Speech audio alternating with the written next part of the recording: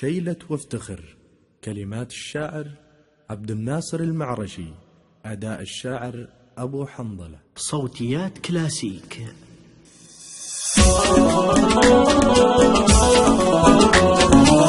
يا هجوسي يقبل يماس وعافوا بالجواز، اضرب الجمهور بما طلع العمل جديد، بكتب ابياتي وبجعل لها دم في مداد، في جدار المجد بالحد حروفي والقصيد. شلي يا ابو حنظله واطلب الناس الجياد، صوتك اللي تحمسي من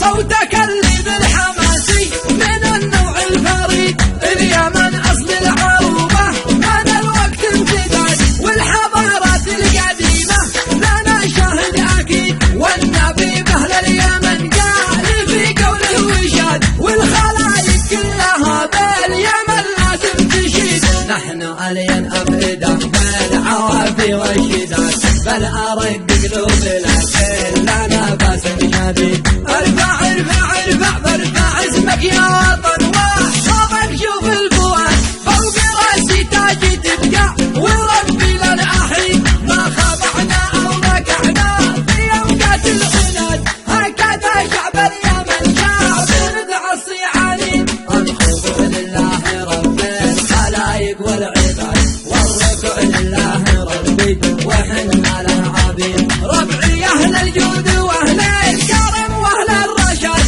مكرمين الضيف من عهد هارون الرشيد. اليمن امي وامي اليمن اجمل بلاد، من ياتي يبقى اليمن دايما حرا سعيد. وافتخر في لابتي من سقطر الامورات، والقبايل كلها والقريب قبل البعيد.